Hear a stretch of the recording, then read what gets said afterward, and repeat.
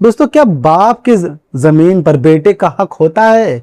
कई लोग ऐसे सोचते हैं कि बेटे का हक खत्म हो जाता है, लेकिन वो डिपेंड करता है कि वो जमीन कौन सी थी। क्या बाप ने खुद बनाई थी?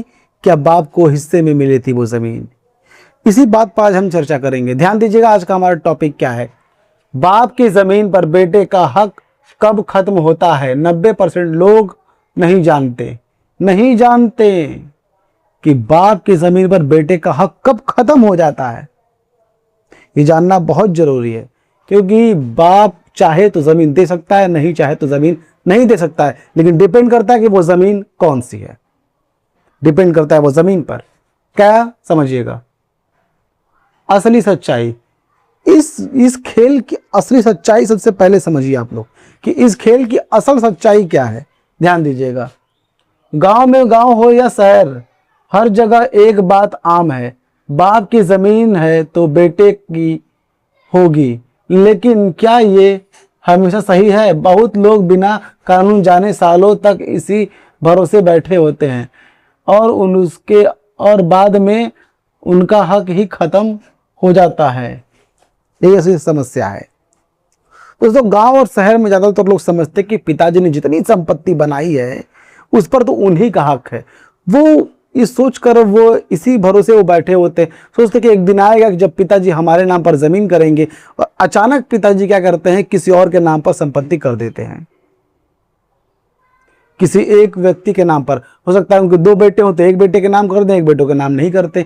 तो लोग ये बोलते हैं कि नहीं, बाप उस संपत्ति वो एक बेटे के नाम नहीं कर सकता है। लेकिन डिपेंड करता है कि वो जमीन क्या उसी ने बनाई थी।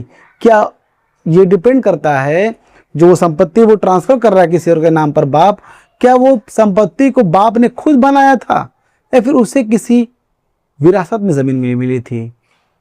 असल सच्चाई यही पे है दोस्तों। आगे बढ़ते हैं, ध्यान दीजिएगा। और हाँ, वीडियो को लाइक और चैनल को सब्सक्राइब जरूर कर दीजिएगा, क्योंकि ऐसा इन्फॉर्मेशन आपको हमारे अलावा तो कोई नहीं देगा आपको।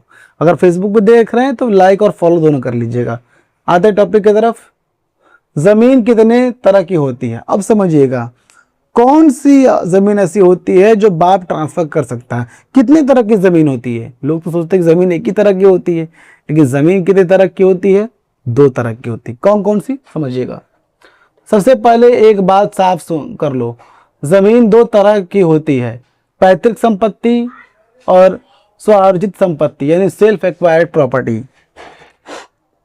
अगर जमीन पैतृक है तो बेटे का हक जन्म से बनता है, लेकिन अगर जमीन स्वार्जित है तो बाप को पूरा अधिकार है। वह चाहे तो किसी को भी दे सकता है या बेटे को कुछ भी न दे। यहीं पर खेल पलट जाता है।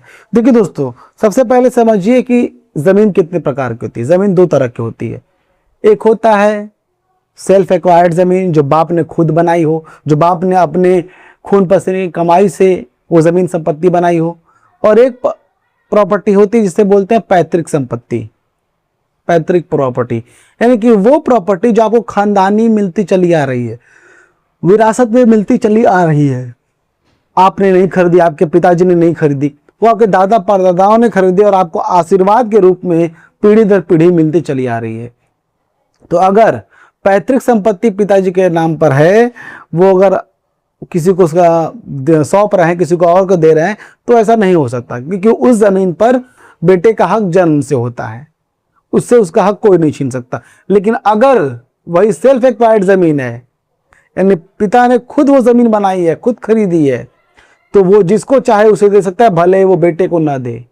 वो किसी अनाथ आश्रम में दे दे, किसी राह चलते आदमी को संपत्ति दे दे, या फिर अपनी बीवी को दे दे, किसी को भी दे सकता है। वो उसके मन के ऊपर डिपेंड करता है। वो विल वसीयत वगैरह सब लिख करके छोड़ सकता है।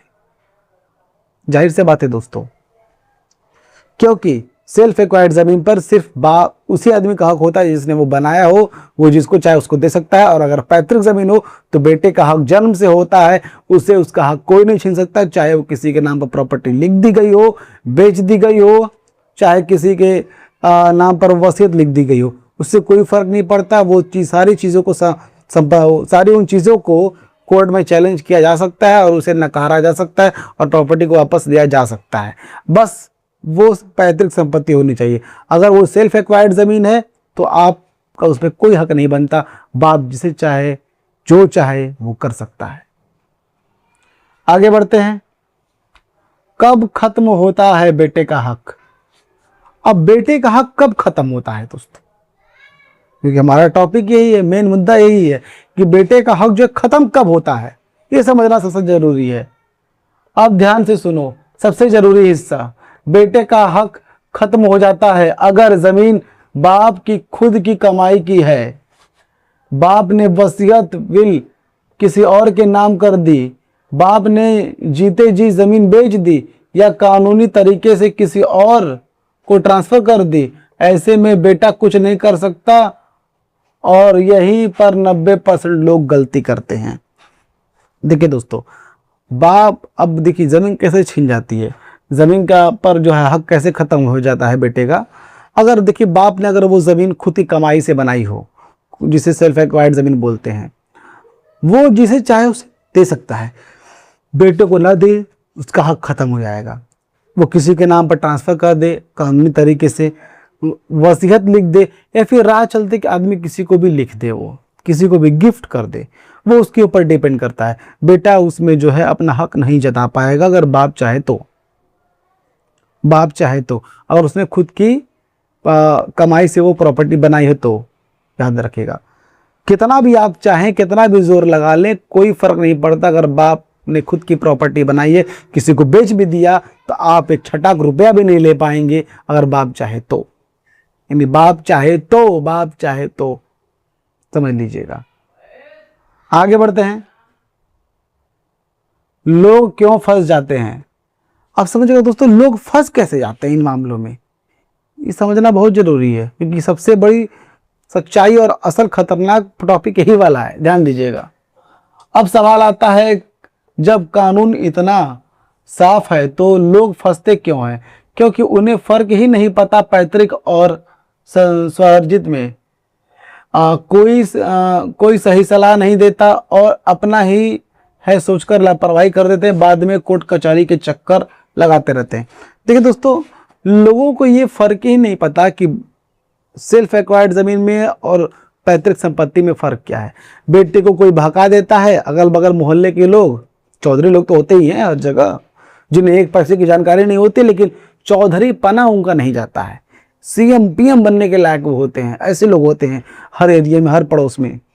वो लोग दे देते हैं, कान भर देते हैं, कान में मतलब कुछ भरना नहीं, मतलब बातें भर देते हैं, अपने सिखा देते हैं कि तुम उस पर क्लेम कर लो, और सालों साल कोर्ट कचहरी के चक्कर लग जाते हैं, और बाद में ये पता चलता है कि पैसा भी गया, टाइम भी गया, और ज़मीन भी नहीं मिली। अगर वो पैतृक ज़मीन रहेगी तो मिल जाएगी, अगर वो सेल्फ एक्वायर्ड ज़मीन रहेगी तो भाई साहब बाबा जी का ठुल्लू मिलेगा, जाहिर सी बात है, ठेंगा मिलेगा। क्योंकि ये कानून कहता है कि सेल्फ एक्वायर्ड ज़मीन में जिसने खरीदी है उस पर उसका खुद का हक है, वो जिसे चाहे उसे दे सकता है, इससे कोई नकार नहीं सकता, भले वो कोई चौधरी बोल रहा हो, कोई वकील बोल रहा हो। अगर सलाह लेनी है तो वकील से लीजिए, कोई अगल बगल पड़ोस के चौधरी से मत लीजिए, आप वकील से लीजिए, जो कि आपको सही सलाह देगा और बताएगा आपको। आगे बढ़ते हैं। अब इम्पॉर्टेंट ट्विस्ट क्या है दोस्तों इस टॉपिक में, और इस कानून में इम्पॉर्टेंट ट्विस्ट क्या है समझना सबसे जरूरी है। सबसे ट्विस्ट वाली बात, सबसे बड़ा खेल है ये, ध्यान दीजिएगा। अगर जमीन पैतृक है तो बाप अकेले फैसला नहीं कर सकता, उसमें बेटे का हक बना रहेगा, इसलिए हर केस में अलग होता है। बिना सही जानकारी के कोई भी कदम उठाना भारी पड़ सकता है। देखिए दोस्तों, अगर आप सोच रहे हैं कि हम पिताजी के ज़मीन पर क्लेम करके कोर्ट में कचहरी के चक्कर काट के वो ज़मीन ले लेंगे, तो सबसे बड़ी गलत फहमी आपकी है। क्योंकि आप समझिए, इस वीडियो के माध्यम से समझिए, ये कभी भी रिश्ता ख़राब नहीं किया जाता। पिता का और बाप बेटे का ही रिश्ता बहुत ही अनोखा माना जाता है, और आप इन मामलों में पढ़कर गलत फहमी अपना रहे हैं, और किसी भी चौधरी वगैरह की बातें सुनकर गलत फहमी कर रहे हैं। आप खुद को दोषी ठहरा रहे हैं आप, क्योंकि पैतृक संपत्ति पर आपका हक बनता है जन्म से, लेकिन अगर वही पिता ने खुद की जमीन संपत्ति बनाई है, सेल्फ एक्वायर्ड जमीन बनाई है, तो आप जैसा कर्म करेंगे वैसा आपको फल मिलेगा पिता के साथ, जाहिर सी बात है। इस बातों को कोई नहीं झुठला सकता, कोई भी झुठला ही नहीं सकता। और वार्निंग, हमारी अपनी वार्निंग क्या है, हमारे तरफ से आपको सलाह और वार्निंग क्या है समझिएगा।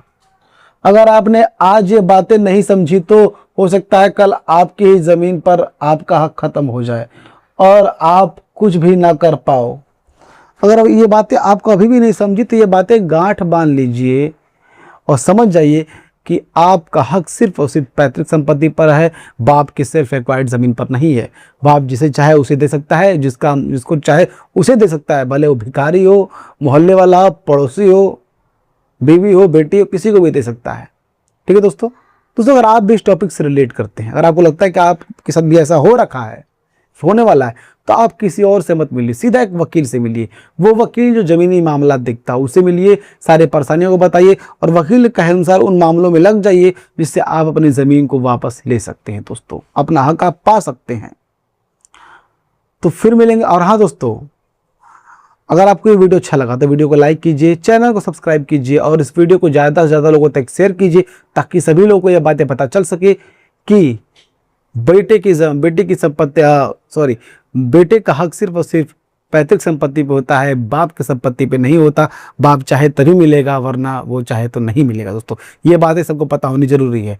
तो फिर मिलेंगे दोस्तों किसी नए वीडियो में, किसी नए टॉपिक की तरफ। तब तक हमें दीजिए इजाज़त। जय हिंद दोस्तों।